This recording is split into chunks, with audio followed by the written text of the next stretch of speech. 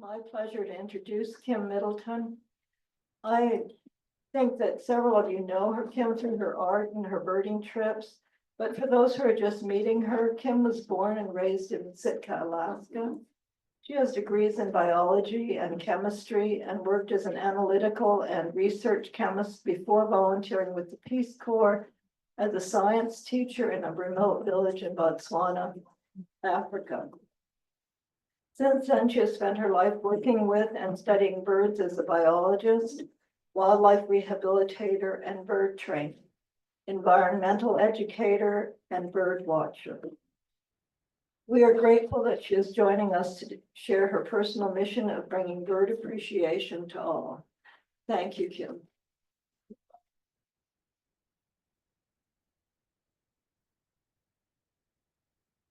Thank you all very much. I appreciate this opportunity to share my passion of birds, because that is my life goal, is to bring my passion to birds so that everybody else appreciates them. So today we are going to talk about how to attract birds to our gardens. There's various reasons why you might want to do that. So we're going to go through various techniques.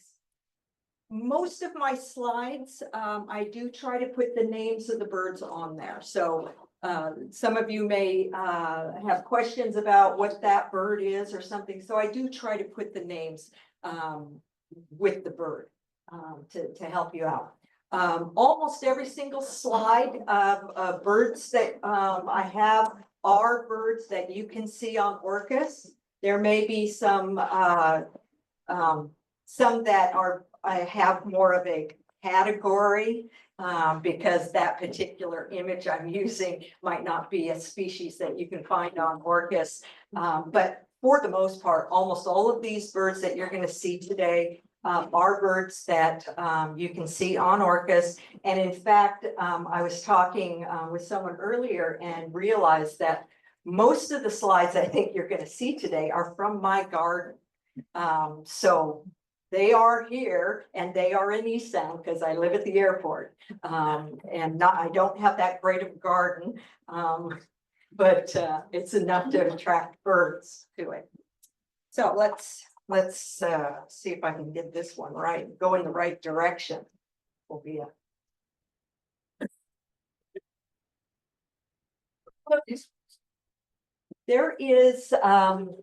there's a number of reasons why you might want to attract birds to your garden.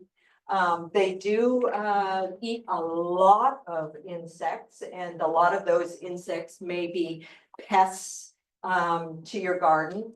They'll eat the carpenter ants and those nasty, whatever those things are that get on our trees. I hate those things, but at least there are some birds that eat them.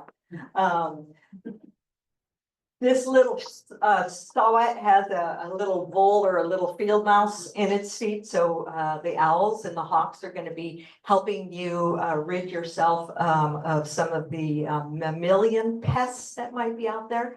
So ridding your garden or yard of pests is one benefit that birds can give you. The other thing birds do is they eat weeds or weed seeds. So a lot of the birds, especially the small finches, really do like the thistle seeds or the smaller grass seeds. And so they are out there eating these seeds that we may not necessarily want in our yard. They fertilize your yard. And they do it in such a way that you don't have to compost it because it might burn your garden. They do it in such a small scattering that they're micro fertilizing your yard. The seed casings or the discarded shells of the nuts are a very good composting material. And around your feeder, you might have quite a lot of, let's say, black oil seeds that the birds just shuck the seeds. Oh, these are awesome for composting. And they are also really good to use as mulch. So you see over, if I can find my, oops, wrong. My pointer, this is a mixture of the needles from my tree and the black oil casings. And so in the winter, the snow goes on them and the birds can still dig in that mulch and feed because there's going to be little worms and bugs, whatever, you know, is in that, that they can still access even in the winter because it doesn't freeze like the snow because it's mulch. So it's gonna give the birds an opportunity to feed. So birds are also pollinators, whether they are directly feeding on the nectar of flowers, like hummingbirds, obviously. A lot of the warblers like to feed on the nectar as well. But even if they're just feeding on the catkin and looking for insects, they're still pollinating because they're going to get that pollen on them and they're going to transfer it to the next flower, even when they are eating the insects and not drinking the nectar. So they are pollinators. They also help to distribute the seeds of plants. The berry eaters, a lot of times they just swallow the berries whole. They're not interested in chewing their food. They just swallow it whole, try to get as many berries down as they can. And because of that, the seeds go through the digestive tract intact. And so when they defecate them out, the seed can then germinate and it has a little bit of fertilizer with it. And so in that way, the birds can help distribute seeds from the parent plant. Other ways that the seeds may be distributed is birds have a very smart technique of caching seeds for use at some later date. So jays, chickadees, nuthatches, these are birds that really like to take all the seeds they can from your yard and distribute them throughout their environment. But some of those seeds might not be remembered, although I have to tell you, they've done studies on these jays and they're pretty good at remembering where every single seed is that they've buried. But there's going to be a very small percentage that don't get redug up and eaten, and those are going to germinate. And so again, redistributing the seed away from the mother plant. Now, there is always going to be the pitfalls, or what some might think are negatives. Attracting birds to your yard, you might actually attract birds you don't like. Although, why would you not like a bird? Even the starlings, even the starlings have their purpose. But attracting birds to your yard, you are going to be attracting a whole assortment of birds. Even the predatory birds, like this Cooper's hawk looking for a little junco in my garden thing. So that's a possibility. The other pitfall that might occur is window strikes. Dirt on the window. This bird's trying to attack his reflection in my window, so he's making a mess of my window. Those white-crowned sparrows really, really like to eat my seedlings or my fruit. I share. The sapsuckers, they do make these little holes in the trees, which actually can harm the tree. They're one of the only birds that actually causes damage to a living tree, and sapsuckers are one of those. So those are some of the pitfalls. The other thing is it can attract other animals, which you may or may not want in your yard. But attracting birds to your yard will probably give you much more joy than it will give you heartache. It is so fun to be able to share the life of a bird, or to be able to observe their normal activities, you know, like taking care of their young. I love when a troop of bush tits come to my feeders because they are just these little teeny little puffballs with tails. And they all come en masse and feed together and then they leave. And it just brings me such joy to see them. But even watching the antics of interspecies interaction, it's just fun. So there's many, many really positive reasons why you would want to attract birds to your yard. Of course, it is individual on whether you want to or not, and it's also individual on what techniques you want to use. Because again, there's pitfalls with everything. So how to attract birds to your yard? There are certain things that we all need. And if you can offer that thing that is actually better than maybe what's out in nature, or that thing that might be absent from nature in the area you are. These things are food, water, a nest site, and shelter. And I have separated out a nest site and shelter because those can be two totally different things. Nest sites are one of the most important elements on whether a bird is successful or not. You don't have a place to nest, you can't have kids. So let's start with food. There's a lot of variety of food out there that you may or may not choose to use. And I want to try to go through some of these so that you kind of know the pros and the cons. So Niger seed is a very small seed. They also call it thistle seed. I don't know if it comes from a thistle or not, but that's the other name for it.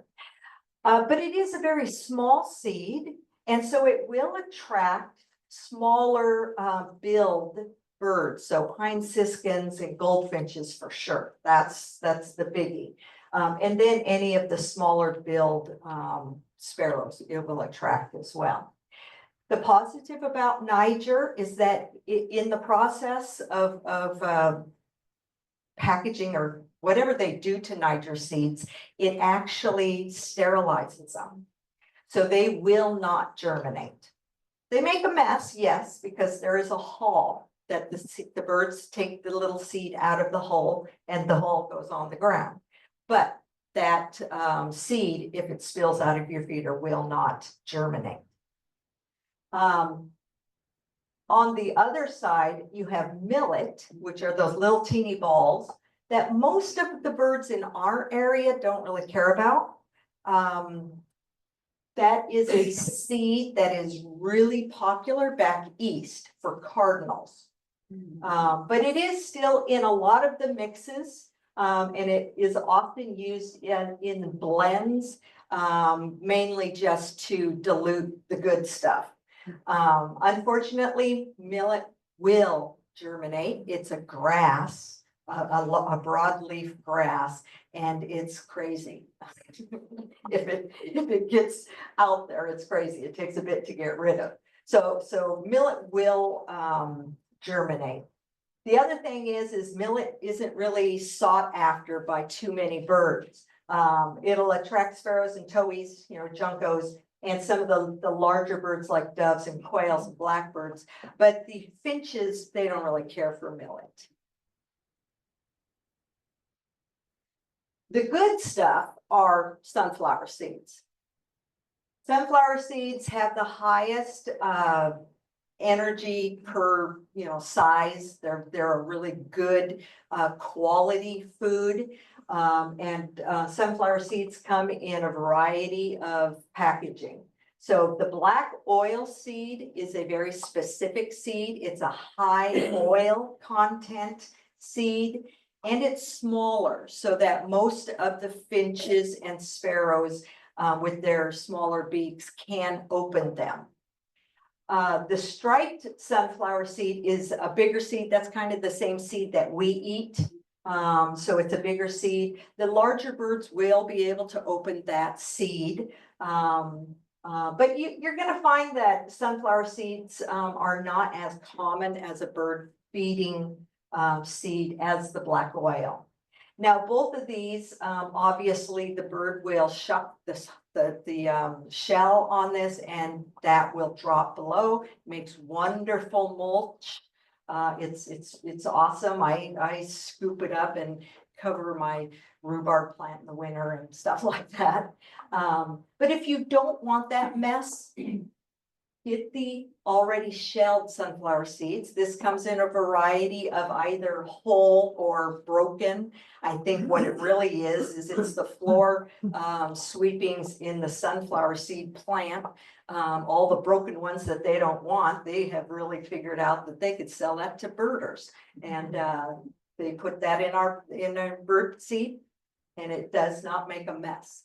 If any of them fall out on the ground, there's plenty of sparrows on the bottom that will have no problems eating them up. So if you don't want to have a mess in your yard, or you don't want to attract other mammals, the black or the already shelled sunflower seeds is a really good option. They call that a no mess mix. So you buy that at almost any store. I believe they'll offer a no mess mix. There are some alternatives besides just your normal seeds. Cracked corn is a really good one. It's a high content, high carb content thing. That's what we feed our chickens. A lot of birds like that, especially the bigger birds like the pigeons, doves, quails. I've seen when the snow hits and food might be harder to come by, I've seen my thrushes eating the corn. So the cracked corn is really good. I do always have cracked corn at our house because there are bigger birds that eat them, and it helps bring in the doves and it also is, the sparrows just love this stuff. They eat it like candy. So in the cold times for sure, or during a breeding when there's heavy stress and they need to eat, we'll make sure we put the corn out there for the sparrows, because they'll really munch on that. Suet is also a very versatile food. You can either purchase it or you can make it yourself, doesn't matter. There are so many birds that will eat suet that you may not think of. Of course, sparrows and the woodpeckers and chickadees, which is what you would expect, jays, starlings, blackbirds, but the smaller birds like the wrens will come in, the kinglets and warblers, and then some of the really fun birds like the grosbeaks and the tanagers. They'll come in and feed off the suet. So suet is one of those go-tos. So sunflower seeds, suet, almost all you need to know. So thank you very much. There is some other weird things that you could do. You could buy these mealworms. They're not live, they're dead and dried. So you just stick it in your feeder. You in certain locations, not necessarily Orcas Island, but in certain locations, you might also put out fruit. Bananas and oranges. So if you also are you're someplace else. Might just be a power bit. That is a glitch. Then putting out fruit can also help attract certain birds that you would not normally attract by putting out seeds.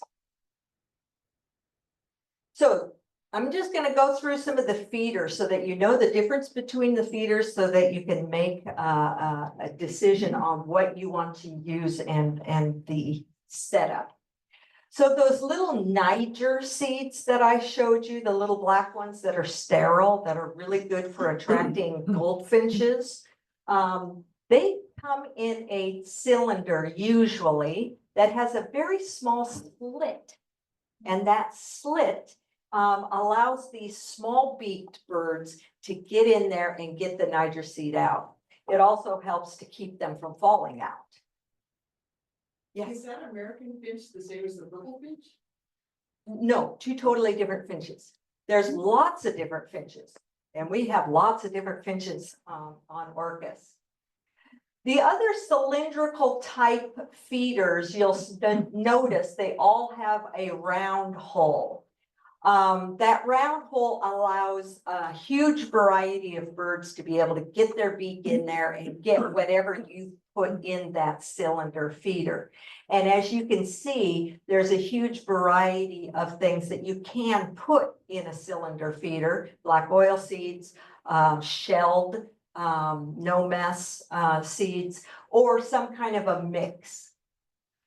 Now, here on Orcas, I do recommend, if you've got them out, to put a dome on your feeder, and this will help keep the rain out.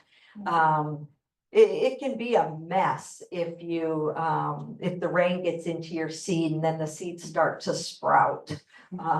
It can really make a mess. So, you know, if you can find a dome, there's different types of styles of domes, or the feeders will come with domes. It really does help in the Pacific Northwest here.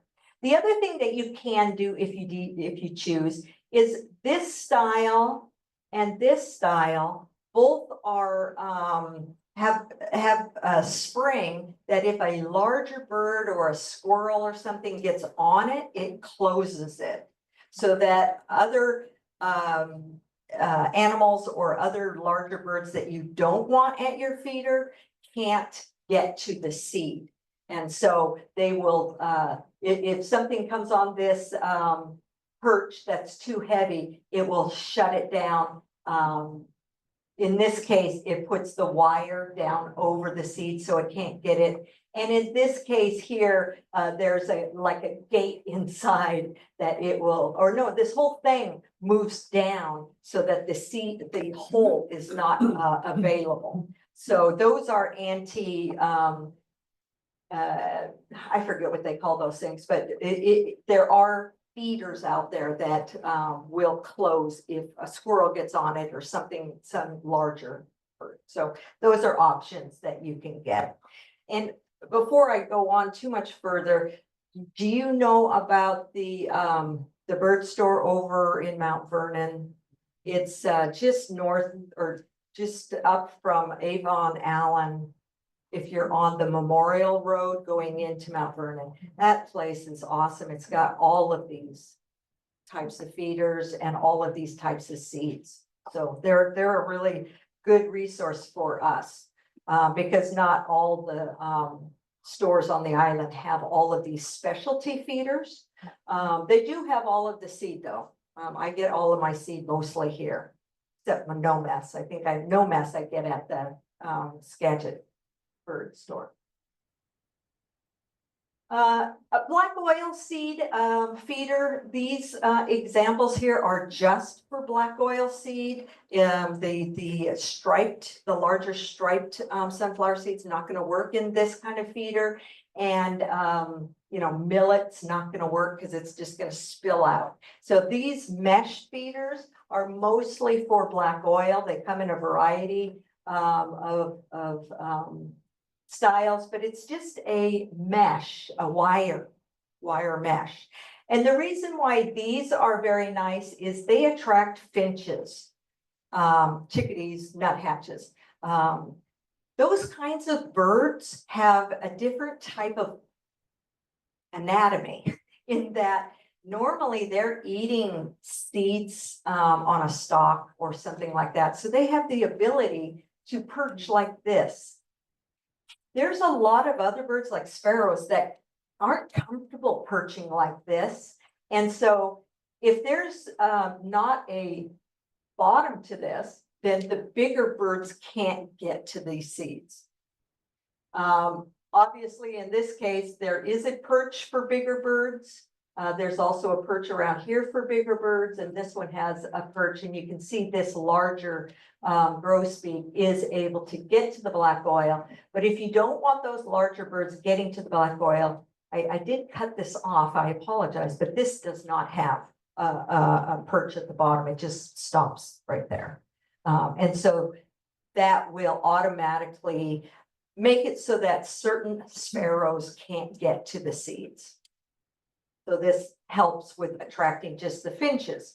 So the finches, some of the ones that I really like are these evening grosbeaks and the crossbills. These are baby crossbills, which is, they're silly looking, but this kind of feeder will attract these types of finches.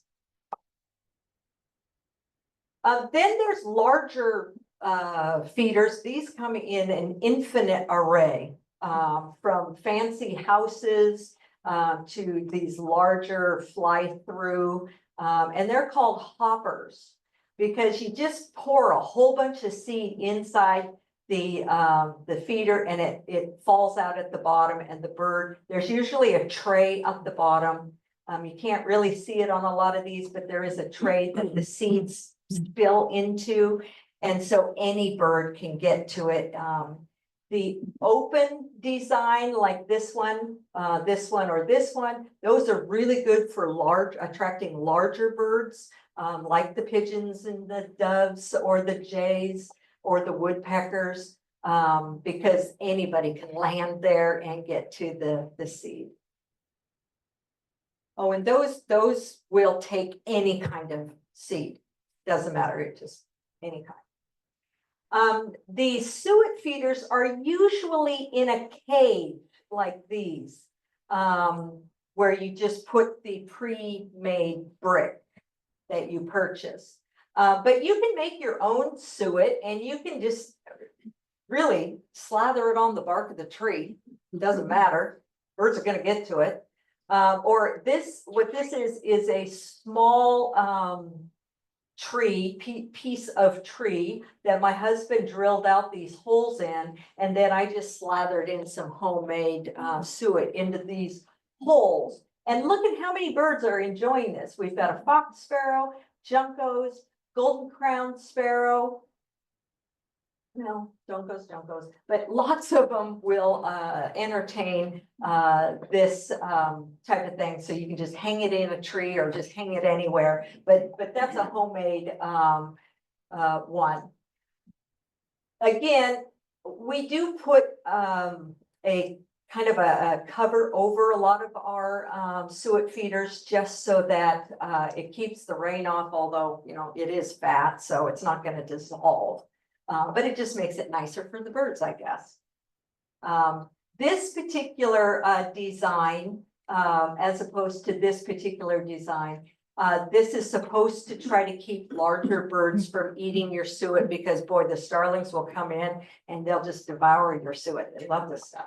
So this is supposed to detract the starlings or the jays or the bigger birds that are going to come in and just eat your suet in one fell swoop. Now, if you do have a suet cage, it's kind of nice to put it on a board, so that the woodpeckers can hang on it more naturally. I mean, they're going to hang on it. They'll be doing all kinds of acrobatics if you don't put this on. But it really helps the woodpeckers, especially the smaller one like the downy, because we have this one out in the yard, and the downy can come in and maybe land here and wait for a flicker to leave and kind of just sneak his way up to get to the suet, because he's got something to hang on to, and the tail, it's to help the tail, because that's what supports the woodpeckers. When they're on a vertical surface, the tail is used to keep them in place.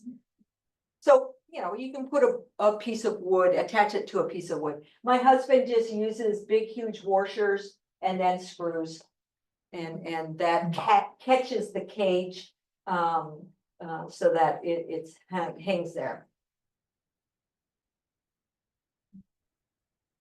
Nectar feeders. Oh my gosh, there is an infinite supply of nectar feeders as well. My advice on nectar feeders is get something that's easy to clean, because this is sugar, and sugar loves to grow things. So some of the designs are better than others. I'll just say that. This design with the bottle, kind of like a bottle cap thing, isn't too bad. It's a little harder to wash. You would have to have a bottle washer, you know, a bottle brush to wash this one out. And when you fill it, you have to put the bottom on it, and then you flip it over.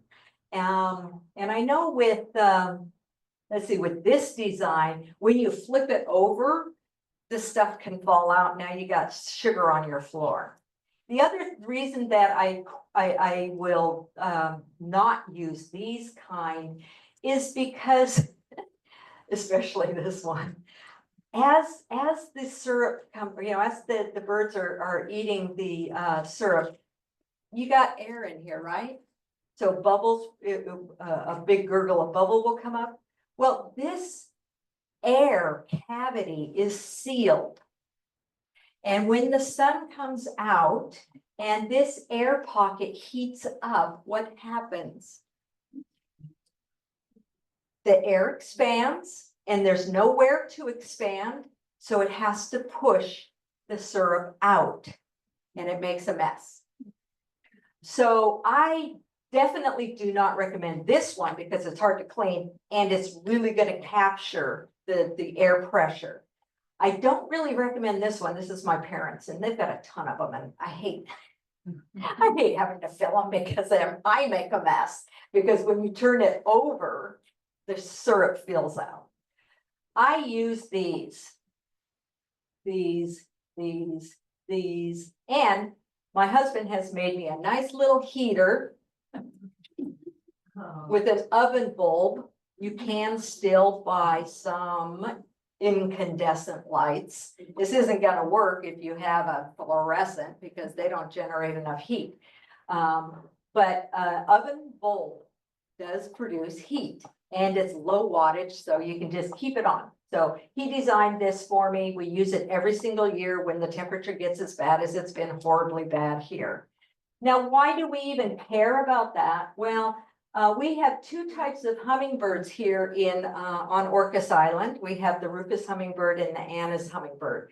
The Rufous hummingbird is our native bird that has been on the West Coast forever and ever and ever. And it is a migratory bird that goes from the tropics, or at least Mexico, up into Alaska. So this little hummer goes up to Alaska. Some of them, of course, stay here on Orcas, and we are very familiar with the Rufous hummingbird. But as some of you may know, the Anna's hummingbird has moved from California up the West Coast over the past, I'm going to say 20, maybe 30 years.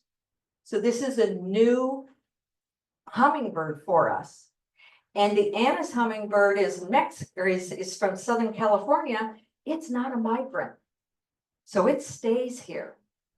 So when it gets to be 20 degrees out and there's no nectar, it's going to be a lot more reliant on us feeding it. So Audubon will say, oh, take your feeders down, and they have a date. You better take your feeders down. Well, Audubon is from New York. And so they're talking about the ruby-throated hummingbird. They do not have Anna's hummingbirds there. Ruby-throated hummingbirds are migratory. And so, yes, take down your feeders so that they get out of Dodge and they go spend their winter in the Caribbean. But that is not going to happen with the Annas. And so if you're feeding hummingbirds, consider this, that they don't migrate. And they are natural, because this was a natural expansion of their range. We didn't have anything to do with this, except for the fact of our gardens. We do put plants in our gardens that do bloom in the winter. And that is what has allowed the Anna's hummingbird to migrate up from California they're in Alaska. They're in my hometown in Sitka. And they stay there all winter. So I do help them out. When it gets cold, I do put a little heater on my feeder so that I don't constantly have to be switching it back and forth as it freezes.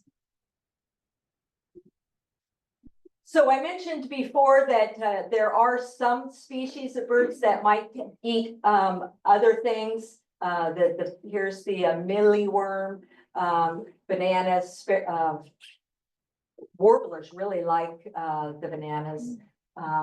And some of our thrushes or tanagers, this is a tanager up here, and the thrush will like the fruit. So that's something you can do. I don't do it just because we have so few of them, or at least at my neighborhood, I don't have very many. And I feel like the fruit would probably rot before a bird ever found it. So I don't do it, but if you're in an area that has more tanagers and thrushes, then offering them fruit is a good alternative. I do use the cracked corn to attract the pigeons and doves. I just can't handle myself. I love that sound. I love that. My dog didn't quite like the weird sound that these collared doves make when they're fighting. They make this kind of grrr sound. That used to freak my dog out, but I do like the hoo hoo hoo.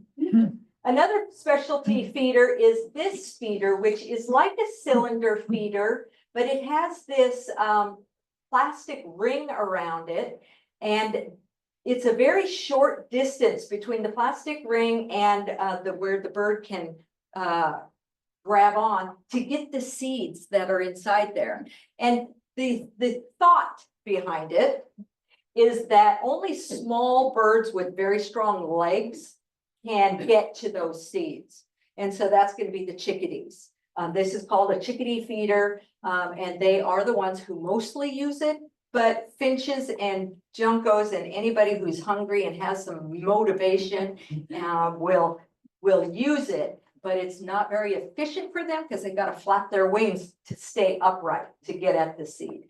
But this is a specialty chickadee feeder. Okay, so if you're not offering food, you could offer them water. That is one of the things that birds need is water. They love moving water. You can, this is a drip that drips into a pan down below. And they like stagnant baths or ponds if you have a pond. So if you have a pond or a larger body of water, it's really good to offer cover. This is a rail, and yes, we do have Virginia rails here. We have a ton of them. And they are very secretive though, and they do need this cover. But also offer them some haul out, some place where they can still be in the water, or at least have a moat around them, but they can haul out so that they can dry off and preen and rest. So if you have a pond, offer cover and offer a haul out, but also do that maybe in the center where the raccoons can't get to them or something. Static baths. Oh, birds love static baths, and they come in a huge variety of shape sizes, whatever your imagination is. This is just a bottom of a pot that somebody drilled some holes in and hung it up. I really like this design here of being just placed on the forest floor. This is our bath. It's just a concrete thing that my husband made. The one thing I would say with a static bath though, and you can kind of see it here nicely, make the surface rough or put some rocks or something in it so that the bird not only doesn't slip, because that'll freak it out, but it needs to be able to see something in the water so that it knows how deep it is. So either have the water kind of have a slope on it so that it's shallow at one end and deep in the center, or have a rocks or twigs or something that the bird can get on and then make its way into the water. Because if it's just a bottom, oops, sorry. This one here, I'm not sure how that bird is finding the bottom. It's probably used to that particular feeder. It's probably figured it out, but it's just easier if it has a sloped sides or there's rocks in it that they can see through the water. These are some of the birds that have come to my yard solely because I have that static bath. Really cool birds. These are not birds that you just see walking around East Sound. So this is real special to be able to offer water to them because they're not going to be birds that come for seeds. These are not seed eating birds. Real fancy warblers or vireos, flycatchers. Yeah, that's really fun to be able to have flycatchers coming to your yard. And it's because you're offering it water. So we built a waterfall into our bank. So this is when we first put it in, we built this kind of holding back a raised bed, I guess, on the bank. My bank is all clay. So we built this gardening area here, but we wanted a waterfall. So this area here is just one of those tubs that garden pool tubs you can get at Home Depot. And then you put in this black rubber sheeting, I guess it is. And so we put that all along here and put the rocks in. There's a pump in the bottom of this pond, and I'll tell you, we did this back in 2006. We've only replaced the pump once. And this pump actually has been going for a minimum of 10 years. This waterfall runs 365 days a year. We don't ever shut it off. Even when it's frozen, it is always pumping water, and water's always moving, because even though this entire thing will freeze, water's still moving underneath it. It's a very nice pump. It uses, I don't know what you'd call it, but the little spinny rotor thing that's making the water pump is being spun by a magnet. Right. So ask him at the end, because I don't know. But because of that, if They don't rest internally. they don't rest internally, but if it sucks in a plant root or sucks in a leaf and the rotor, the spinny thing stops, you're not stripping the gears. Mhm. Am I saying that right? Right. Yeah, because it's a magnet, and so the magnet just stops, and so then you can clean it out. So this thing is awesome.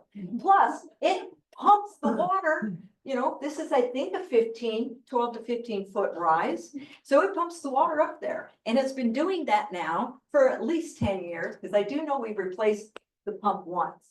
But anyway, it's awesome.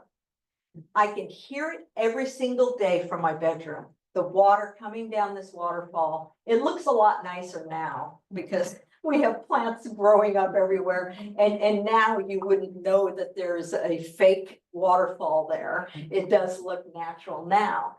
But the one thing that this does do, the sound of water will attract birds more than anything else. Especially when we have no rain. In the middle of the summer, when the birds are out, and they're flying around looking for water because it's drier than a bone, because it hasn't rained in, 6 weeks. They'll hear the water and they'll make a beeline for that. I get so many birds bathing in my waterfall. So we made a couple tiers. There's a tier here, a tier here, a tier here. And at the very bottom, which didn't put it. Oh, here, this is it. There's a big, huge flat rock that the water then spills on before it spills into the tub, which is right here. And at any one of those places, especially this rock right here, I love this flat rock, but in any of those places, they will bathe, including the hummingbirds. Hummingbirds have to bathe every day because they're drinking sugar. And so the birds will come and bathe.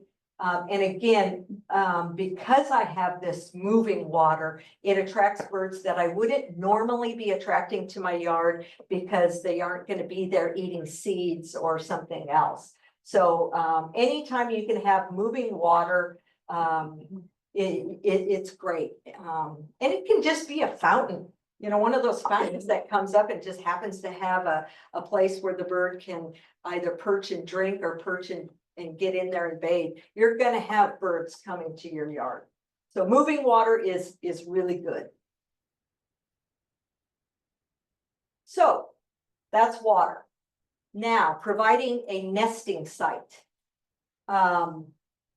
Many birds will build their own nest, but they kind of have to build it someplace.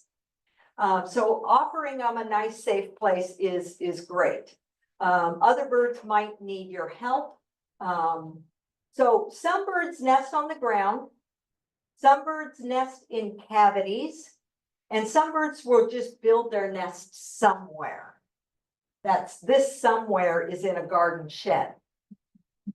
And then putting up nest boxes, of course, is very, very good for the cavity nesters. So some of the birds that make their own nest use various techniques, fibers, and this bird has made its nest on a branch, whereas the robin here has made its nest kind of in the crux of where the branches and the stems are coming in to help support it. This little hummingbird again has made her nest just on a branch. And this is the bird inside the garden shed that has just made its nest inside a garden shed. And then other birds will use mud instead of twigs. And we have two types of swallows that will make their nest out of mud. The cliff swallows, which make these gourd shaped or enclosed nests. And then the barn swallow, which makes an open mud cup shaped nest. Some birds nest on the ground. The killdeers nest on the ground, and they're very common here. A lot of the sparrows will just make their nest in the ground. This is just grass at the pea patch, the garden place over here. This sparrow just made its nest right there where people almost were walking. This junco put his nest under a tree, but it's still, they're nesting on the ground. So you do kind of have to be careful. If you see birds that are kind of coming around and sticking to a place, or you're walking around and you get too close and the bird's yelling at you or swooping at you, then you know you're close to their nest. And if it's a sparrow, a good chances are that nest is on the ground. So you might want to see where you're stepping. A lot of birds use hollows, mostly the owls, the woodpeckers, chickadees, nuthatches, some of the ducks like wood ducks use cavities. Some of the flycatchers will use cavities. So a lot of birds use cavities to nest in. And most of those cavities are either going to be created from a rotting branch or a woodpecker. Those are kind of two of the most common cavities. So woodpeckers are extremely helpful for creating cavities because they often will make a new cavity every time. They won't necessarily use the same cavity. Little downy woodpeckers, those guys are industrious because they excavate at least two cavities a year. One in the summer to have their babies, and one in the winter to have a nice warm place to snuggle up at night. And so every year, downy woodpeckers are out there excavating two cavities. They're not going to use them again. And so now that's an opportunity for other birds to use the cavities. So, you know, if you have a snag out there, like this is a dead snag, it's really good to keep it there because as the snag rots, and this is one of those, I believe one of those, I always forget the name, white pine, white fir, something like that, where they kind of rot really easily. We have them here. I'm sure you guys know the real name for it. Those are awesome to leave intact because those are the ones that the chickadees and nuthatches can dig out and make their nest. They don't have a bill that is as strong as a woodpecker where they can build a nest in hard wood. They have to wait for the wood to be kind of soft and rotting, and then they can excavate their nest. So this is I think a nuthatch was using that nest. But you'll see little teeny holes, round holes like that. And those are the chickadee and nuthatch holes that they've excavated.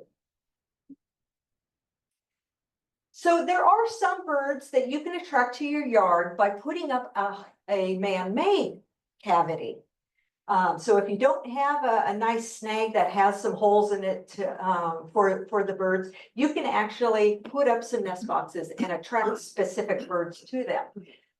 Wrens, these are those guys that just sing like crazy in the summertime. They love man-made boxes. Chickadees are really like man-made boxes as well. And then, of course, the swallow family. And there's lots of swallows that we have here that nest that you could attract. So the cavity nesting swallows would be the tree swallow, the violet green swallow, and the purple martin. Now, if you want to attract purple martins, this is the classic East Coast version. Western purple martins, they'll nest in these gourds. They not really care about these things. But if you want to attract purple martins, you got to have waterfront property, because Western purple martins at this time of their historic life are pretty much obligate to the shoreline. And so you won't be, if you have an inland parcel, most likely you're not going to be able to attract Western purple martins. Whereas you can, in the east, you can attract Eastern purple martins to an inland property. Just weird.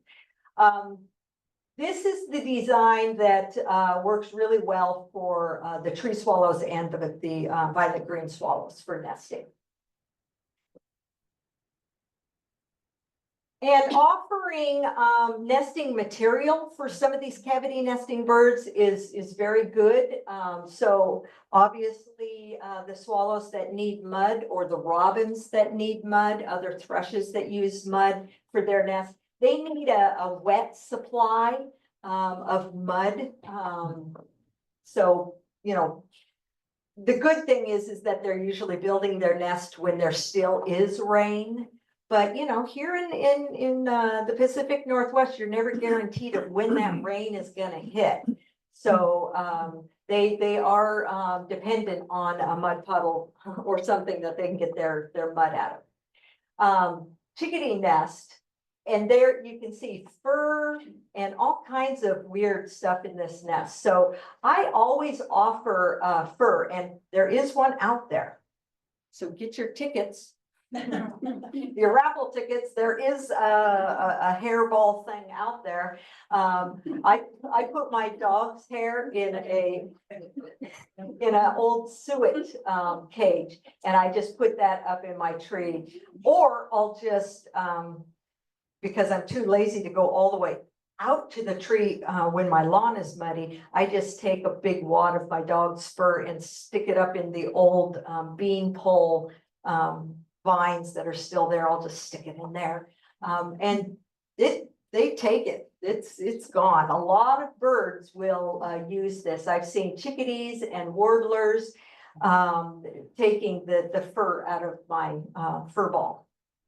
I also offer feathers. I'll be watching my swallows that are nesting in the boxes in my yard, and they first build their nest with sticks. Not really sticks, I shouldn't say that, with dead grass. So don't clean up your yards too much. They do like the dead grass, and they'll collect it. And that's what they put in the box at the beginning. And then you'll see that, okay, they've been spending a lot of time putting straw in their box. I'm going to go out and offer them feathers. So I offer them, I have a little bag of chicken feathers that I throw out there, and it's so fun because they'll come down. I can throw them up in the air, and they'll come down and swoop them down and then go into the box. Or they'll come down onto my lawn and pick up a feather and then swoop into the box. It's really fun, and it's very fun, of course, for me to be able to interact directly with the birds. So I always try to keep some feathers around. The wrens, they use sticks, and so they'll take a lot of energies to finding just the right stick, because it has to go into the box, and then they build this huge collection of sticks, and they hollow out the center. I don't really know why they do that, because they're in a box, but they like to have a stick cave in the box. So you're going to see wrens bringing in all these larger sticks, and so you can offer them sticks. The other thing that birds need is a safe shelter, a safe place to be. So of course, birds love trees and shrubs so that they can get in, they can get out of the weather. If it's a hot day, they can get shade. If it's a rainy day, they can stay out of the rain. But they also just need a safe place to be. And so if you can offer, you know, a nice, safe garden place, and you see that the birds are just sitting there all comfy. When birds are comfy, they just sort of go, and their feathers kind of puff out just a bit. And that's a good thing. If birds are happy in your yard, that's a very good thing. And so if they're just sitting around doing the things that normally they do, this guy's sitting there preening, these guys are just resting, this guy's sleeping. I mean, I caught him with his eyes closed, so he's sleeping. That should be a compliment to you, because you have made your yard a safe haven for the bird. So in landscaping your yard, build a corridor so that they can go from, you know, tree to shrub to tree to shrub, and be able to stay in the cover of your yard. Or offer, this is my rock wall, and this helps the wrens. They'll just move from rock to rock to rock. And if they get frightened or scared, they can just dart into one of these holes. They also really like messy bushes with lots of sticks, you know, like I think this is some kind of a Nooka rose bush or something, I don't know. But they like sticks and brush and all kinds of stuff.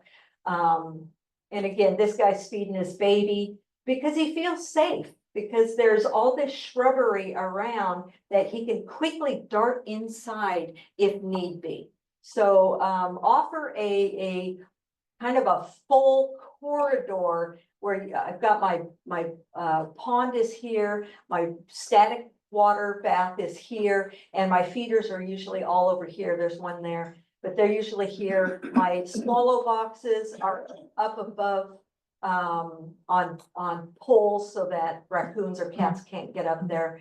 But just a nice full cover so that birds can dart in if they need to. I also leave my yard messy in the winter. And I share the bounties of my garden. So yeah, the cedar waxwings are going to eat my raspberries. I had a robin build a nest right inside my raspberry patch. Can you get mad at that point? I don't think you can. You just got to say, okay, please save me some. I also try to grow sunflower seeds, and please, anybody at the end of this, if you can give me some advice. This is the birds' sunflower garden. My sunflowers are only because the birds have put them there. If I plant a special type of sunflower in the garden, it never grows. These are all sunflowers that the birds have planted. So I do allow them their own sunflower garden. These are some other kind of, I don't know, rudbeckia.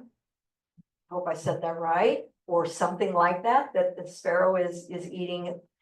So I do leave the seed heads, you know, towards the end of the year, of course. I just leave the seed heads in place because the birds are going to be foraging on those seeds or the fruit.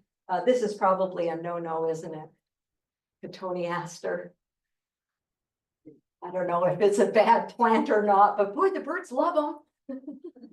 So I do have one in my yard and the seeds keep spreading. I've got a ton of them now because the birds keep planting more plants and I just let them because, you know, who doesn't want to have a hermit thrush in their yard in the winter? Or also the Townsend solitaire. It's a thrush that moves through and it always comes to eat my cotoneasters in the winter. I think they need to have them freeze because then it turns that starchy fruit into sugar. So they don't ever touch the cotone berries or the I think the hawthorn berries are similar. The mountain ash berries might be similar. They need to have a freeze so that it converts that starchy berry into sugar. And then if it goes really long and a bird can protect their little neck of the woods, they'll ferment. And then the very thrushes come in and get drunk. Or the cedar waxwings, they're kind of luscious as well. So they'll get drunk on the fermented berries. And that's why you get them hitting your windows because they can't drink and drive very well. In the winter, again, I keep my yard kind of messy. I leave everything in place. In fact, I have yet to clean it up because we just had that bad cold snap. I probably won't clean my garden until March when I know that it's not going to have bad weather anymore. So there's still seed heads in here that the birds can get to if they need to. But not only that is it just offers a habitat that at least the snow back here isn't as thick as the snow here. I will also feed quite extensively during these cold snaps. And if need be, I'll just spread the seed on the ground because and as the snow keeps snowing, I keep adding more because now it's just covered it up. The other thing that's really important in the winter is to make sure you have a water source. This was a bitterly cold winter. The wind was blowing like crazy. Snow was drifting everywhere in my yard. And the only safe place that the birds could find was underneath my car. So I started throwing seeds underneath my car for them because that was the only place that the wind wasn't drifting the snow. But I then also noticed that this junco was drinking the water that was melting off of the black tire here. So it made me realize, oh my gosh, you know, we got to support their water needs. So then we went out and bought one of those electric trough heaters, I believe is what it is. And we put that in our static bath to try to keep a little bit of a hole open for them in the winter because they need water just like we do all the time. So I do in the bad cold times, I do put the static heater or put the trough heater in the static bath. But our waterfall usually stays there's usually at least some holes that the birds can get to the water. And if it gets too terribly bad, I will go up and break the ice on the waterfall to allow the birds to access the water. So that the free flowing waterfall actually is the best source for them because it stays moving. But I love seeing hummingbirds in the snow. That's just shouldn't happen. And please always keep your cats in. Cats are the #1 killer of birds. In fact, every other thing that kills birds combined doesn't even come close to how many birds are killed by cats. So thank you very much. And if you have any questions, let me know.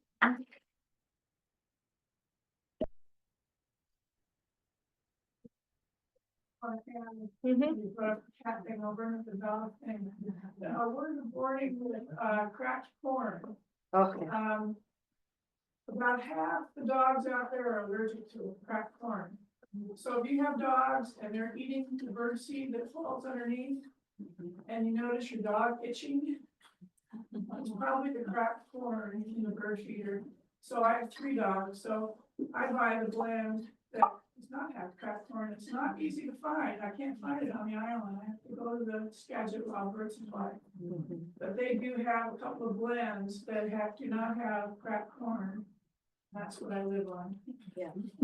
Yeah, you definitely have to worry about if you have pets, worry about especially the dogs getting into the, the suet or the thing. So put a fence around your feeders so that the dogs or the cats can't get to them. There's a variety of ways that you can keep it out, but yes, that's a good comment.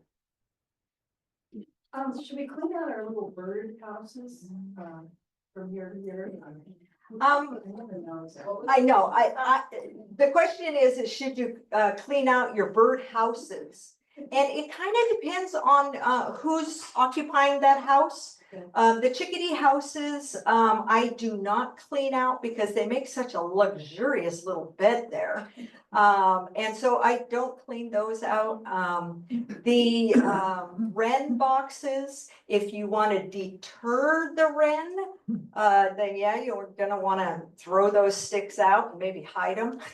Because if you clean out a wren box and you just throw it out next to the thing, then boy, you just given him a good supply of sticks.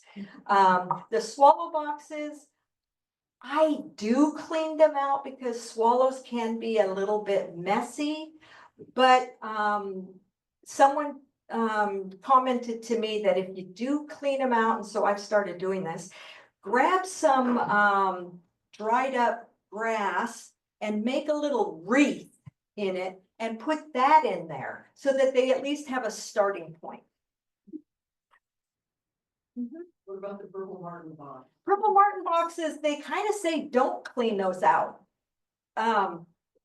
They have done some research and there's like an obligate parasite bug that goes in the nests of the purple martins that they kind of need. So with purple martins, they say don't clean those out.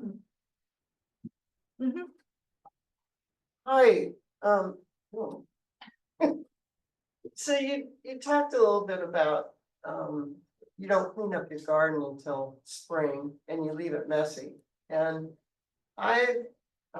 you're in town and I wondered if you could speak a little bit to sort of the woodlot and forest management, which people are getting, worried about wildfire. Yeah. Cleaning and what I'm seeing is people going in and just completely obliterating the forest floor of any stick or shrub or anything. And how to Yeah. find a happy medium, I think. Yeah. No, that's extremely legitimate, especially here on the islands, and especially now that we've seen the damage that has just been wrought in California. So my advice on that would be, we have a very, very dry summer. And yes, I do believe we need to do fire control, fire suppression in the summer. We probably do need to keep either our yards cleaned up or wet. Keep your garden well watered during that dry season. We have really wet winters, which really help because you're not going to have fires as readily in the winter. When you've got 20 inches of rain falling or snow. So that is legitimate. The transition from winter, which I guess I feel it's safer to have a messy yard because it's rainy out there. There is a point though where you're going to want to clean up that yard when it starts drying out so that you don't have this stuff.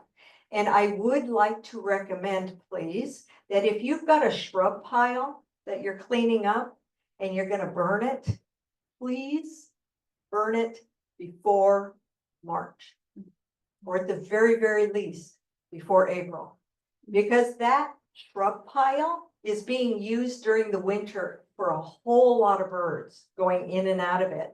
And if you leave it there too terribly long, birds are gonna start nesting in it. So if you do have a shrub pile, and you're cleaning up your yard and you're gonna burn it, please burn it before, too far into March. Because our native birds start nesting early. Actually, to address your thing, Mindy, I just watched the Zoom call on how to fireproof your property, which would fit kind of with what you're saying, and they said within 5 feet of your house, all the way around, make sure it's just rock or pebbles or something that can't burn. And then from 5 feet out to 30 feet, you can have the low growing shrubs. But your trees should not, and you can have trees, but they should not be touching, the trees can't touch. So they have to be kind of widely spaced. And then after 30 feet, at that point, it can be natural forest. So that was the recommendation. I think it's with Department of Forestry. They come out with. Well, my concern is a little bit more, I mean, that was a great response, and certainly the timing of when you clear is a really valid one.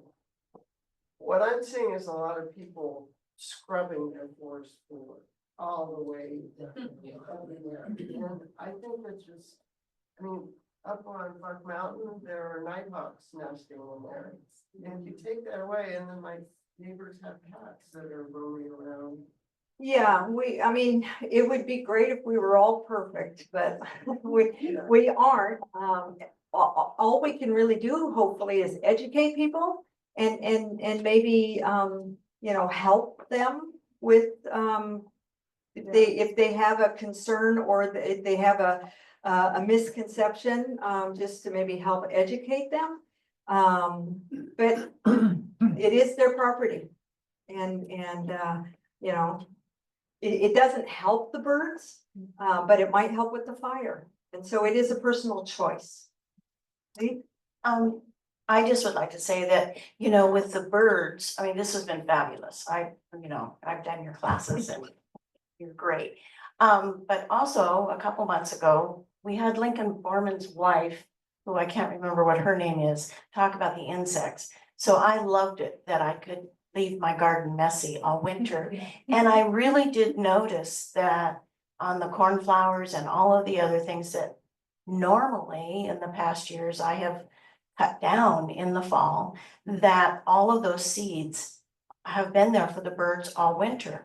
But the other important thing with that debris for the birds is also for the insects. And that's what she was speaking about. Good. And I think the more that we learn about this cycle of the birds and the insects, and by the way, the changes in Firewise from when I was involved with that about 15, 20 years ago, they are changing what their process is for your house, because of the concern of the insects and as well the birds.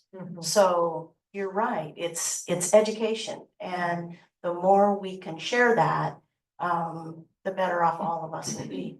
Yeah. And if we're allowing at least to have some nice natural habitat out around our house, maybe 30 feet away or so, that's still a bonus. I mean, we don't necessarily have to have birds come straight up to our house. I mean, you can use binoculars to look at them if you want it to be 30 feet away. But yeah, we do all have to make these choices, and having the shrubbery a bit farther away from your house is also going to benefit your house in that if you are feeding birds, and it will attract mammalians that you do not necessarily want, like raccoons and rodents, they're at least away from your house. I have decided I'm going to share my yard with the rats. And well, maybe not squirrels. I do have my dog chase the squirrels, but at least, you know, the native wood rats that I have seen in my rock wall, I'll share. I've even seen them come out and get that cracked corn. I'll share as long as they stay out of my house. And they're usually pretty happy with staying out of my house because I have allowed them a space. I do allow them to feed, but it is, I don't know, it probably is almost 30 feet away from my house of where my bird stuff is. Have you seen any new ranges of birds coming here? Besides the Anna's hummingbird, Yeah, anything new happening? yes. Black-capped chickadees are here. So there's a really cool thing with Orcas Island, and I am not 100% sure exactly what, but this is my thought. There is a pathway somehow from the mainland, I believe, from Lummi Island to here. That might be where that bear came from too. But there have been a number of birds over the course of the past 40 or 50 years that have made a path from the mainland, and I'm thinking it's through Lummi. Stellar jays, the barred owl, and now the black-capped chickadee. They first hit Orcas, usually on the east side. They move through, and it's tracked because these birds are residents. They don't leave, so they are tracked in the Christmas bird count. Once they get down to Deer Harbor, where our portion is that we can count, you can see, oh, all of a sudden there's now barred owls being counted in the Christmas bird count. Then from Orcas, they go to Shaw, and you see the range of these birds expanding on Shaw. Then every once in a while, they make a jump to San Juan. That's a big jump to get to San Juan, but they have. I believe stellar jays might have made it to San Juan now. These are very fascinating things to watch because what you're seeing is range expansion in our lifetime, you know? So these are how things happen is a pair say, hey, let's vacation in the San Juans. Oh, I like it here. Let's stay. They raise their kids and they're happy. So overall, how is the bird population? The bird population comes and goes. And there's a lot of research out there trying to figure out, okay, I see lots of birds over here for all these years. Now I'm not seeing any or a lower number. Well, is that because they went someplace else? Because now you just built a shopping mall here? Or does that mean the population has declined? So this is a huge thing in the birding world where we are trying to figure out, are these birds declining in population or are they just moving to a better place? And of course, both things are happening. And overall, yes, the bird population is declining. The global warming issue is that, yes, California birds are coming up north. We have Anna's hummingbirds now. We have in the southern part of Washington state, we have kites, which is a very beautiful type of bird of prey. There are acorn woodpeckers, there's scrub jays, there's all these birds that were California only that now are completely occupying Oregon and are starting to come up into Washington. So what they say is that we probably are going to lose some of our birds that we are familiar with because they're going to move to Alaska or Canada. But we will be gaining some birds that are new, which are those California, Arizona birds. So there is this dynamic flux that's constantly going, ebbing and flowing. And so that does make it hard to know, okay, is this bird population going into the gutter or is it just finding a better home? That's the question. But overall, I don't think anybody disagrees with the fact that the overall population of birds in the world, or at least in North America, have decreased. Any other questions? You gave a lot of great food options, and I'm just thinking about, do you have any guidelines for what to offer during the different phases of a bird's life cycle, like higher protein when they're nesting or higher fat towards fall? And how can we make sure that we're not giving them cracked corn when they need to be building something else? Yeah. What I have noticed over the years is that birds use us. They have no problem taking advantage of humans when it benefits them. And when they don't need us, they leave. And they aren't really very good. They don't send us a note, saying thanks. So don't worry about it. In many respects, birds will go back and eat out of nature when nature has what they need to eat. You will see over the year that a bird is coming to your yard at certain times, hard times, like this cold snap. That's the only time I get varied thrushes in my yard. But I get them every single time we have snow on the ground and it gets cold, because they're coming in to eat my cracked corn, or they're coming in to eat my black oil seeds, things that I don't that they can find out in the wilds. So I feed, or I make sure that I feed during these cold snaps. I make sure that I feed during migration. So for the smaller birds, that's going to be in the spring. And I make sure that I feed during breeding season, because that takes a lot of energy, and that's the summer. So I pretty much feed all year round. I guess the time I don't need to feed would be in the fall, when there is still plenty of grass seed heads, plenty of blackberries on the bush, plenty of insects flying around. That's really a time that you probably could take your stuff down, or at least have a bit of a reprieve on your bill, your seed bill, because it can be expensive. It's an expensive habit, feeding birds. I used to go through a 50-pound bag of black oil seeds every week in some summers, because the stupid red crossbills would come down and dump off their kids at my feeder and leave. And they really were eating me out of house and home. So, I sucked it up and kept feeding them, and then they left and never sent me a thank you card. So yeah, there's going to be ebbs and flows of when the birds, you're going to find times where it's like, where did all the birds go? I have all this food out here. Well, it's because there's something better out in the wild, and they do prefer to be out in the wild. They don't want to be at your house. It's dangerous. That's when the Cooper's hawks come in and eat them. Okay, looks like, do we have one more question? Yeah, I just, am I going to be the one that asks about bird flu and the feeders? Yeah, What's the birds, latest? well, birds do get ill, especially finches. So you do need to keep your feeders clean as best you can. It is recommended that when you are filling them, if you can take the time to dip them in a bleach bath and let them dry thoroughly type thing. That is standard protocol no matter what, because they have communicable, I can't even say that word, communicable diseases that they can transfer to each other. And especially the finches, because finches are highly flocking, and they're constantly feeding with each other.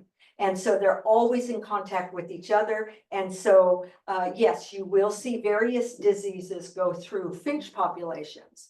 And so, yeah, you're supposed to keep your feeders clean. If you are immune compromised, then I would definitely recommend, wearing gloves, because I don't, a lot of bird diseases are not communicated to humans or to mammals, because bird anatomy and physiology is very different from mammalian anatomy and physiology. So a lot of the diseases are not transferred to each other until, of course, there's a mutation, which may or may not occur with this bird flu thing.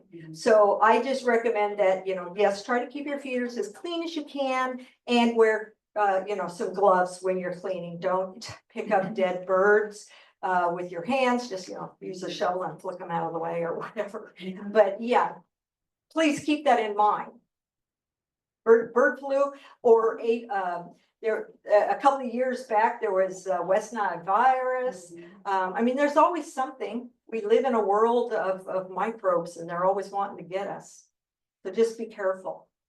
I just wanted to ask about cleaning hummingbird feeders. Yeah, And what's the preferred method? I'd always heard that they would shy away from soap.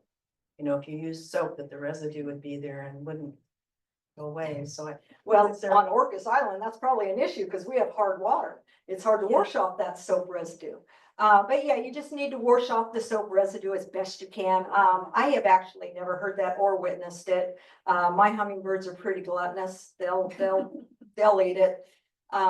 So yeah, the hummingbird feeders will get nasty if it's out there too long.